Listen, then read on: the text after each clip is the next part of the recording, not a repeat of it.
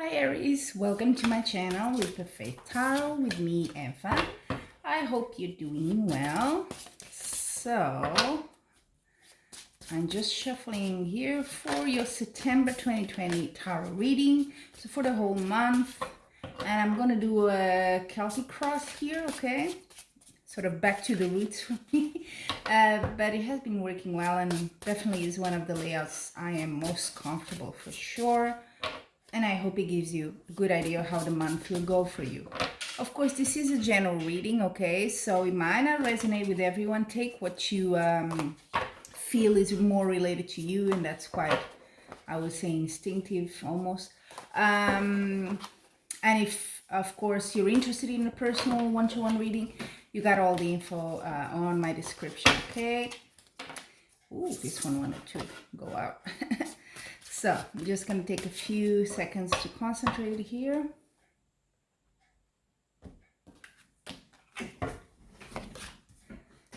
Okay. I'll explain the cards as we go along. Even if you don't see them, don't worry, because I will bring them to the camera, okay? So, right here. Let's see what you have.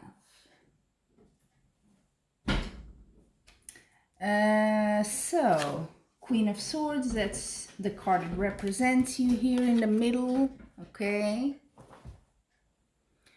And could be, if you're, of course, a woman, could be that, could be representing you. Queen is more of a female energy.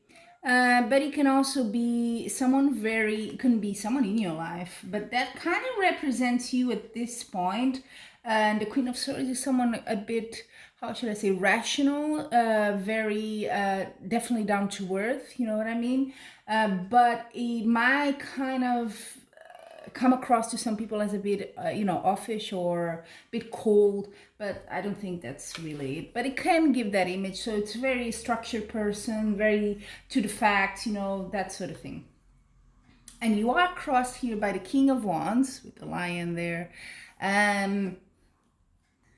which is interesting. So it could be, this could be you if you're in a couple relationship as well. So the king being your partner if you're in a heterosexual relationship. But yeah, King of Wands is someone very, again, in this case, very down to earth as well. Very practical and kind of successful as well. So both cards together, if it's not people, if it's energy, it's quite good. It means, kind of is giving me the sort of feeling that this might be a more business or professional material oriented reading for September. But let's see.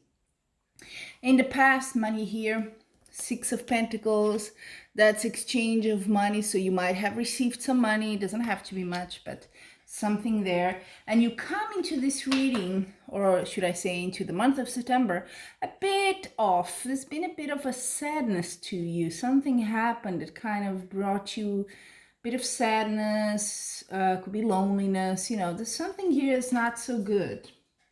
It could even be, an inheritance that you got, and maybe that's the money that's coming to you and you feel sad about it at the same time. Okay, in the near future, you have the moon. Let's see how that relates into the other cards. But yeah, the moon normally has to do a bit with things you're not seeing yet. They say the moon is kind of a liar. So you don't always see the full moon, the whole thing. So it could be something hidden, could be lies, but I see very good cards around it. Yeah, let's see. I'm going to come back to that to see what does that mean. It's an major arcana, so it's quite of a bit influence on you. Here at the top, what do we have? Nice. 10 of Pentacles. So this is good. Your family, friends, it's that sort of homey kind of vibe that everything is going great.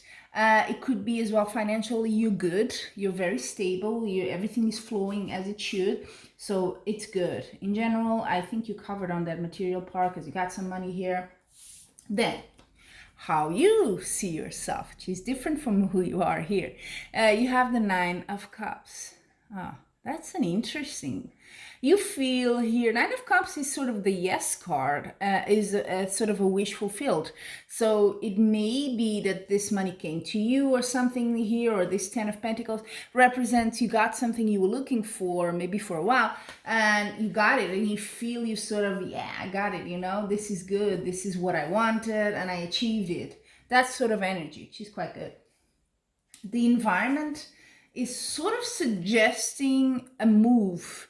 Now, this can be a physical move, I always say that, or it can be just you moving away from a situation, from people, you know what I mean?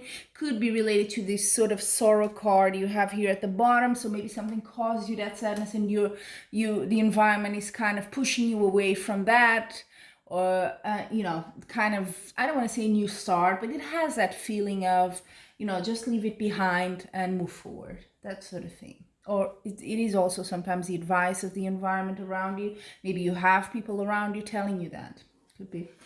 Now, your hopes and fears. Oh, well, I'm guessing this is a hope, though. The Hierophant. We're dealing with quite sort of institutional thing. Because then, you know, Hierophant is a very, like, sort of bureaucracy card. Could be education, could be you're pursuing some sort of education here, some certificate or something, and then you have Justice on top of it, two major arcanas, which could definitely mean it has something to do with legality, and then the Hierophant would be a lawyer or a judge, something like that. Okay, so you're kind of hoping things go your way, and maybe you're researching into something to get, because it's education, to get to this outcome, justice. Now, justice, like I said, can be legal, can be court if you have something in court or some sort of thing like that. Again, could be the cause of this sadness here at the bottom. But it is a very, very good card. Together with it, it means literally you're getting some sort of justice for something, some sort of either karmic or institutional, you know, legal justice here in your favor. And that's what you're hoping. You're hoping you have the knowledge for that. You're hoping you've done, you know, what you can.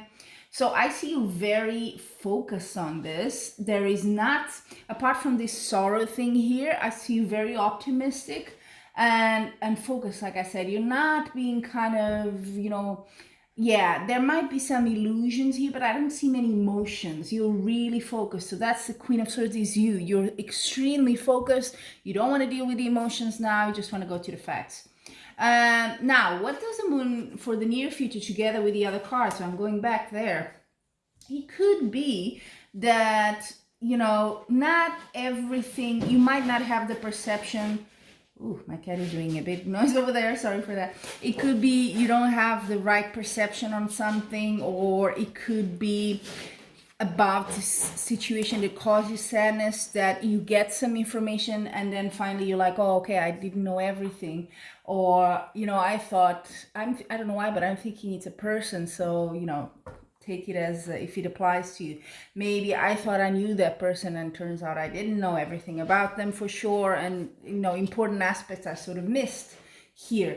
Could be that sort of thing, but it's, you know, the Moon is a bit of a neutral, sometimes negative card, but here I don't see that, because you have a wonderful outcome and sort of like this right row here, which is kind of a sequence of actions, and you have the Ten of Pentacles crowning this. So this thing might have to do with money, might be things coming your way, you've already received something in the past.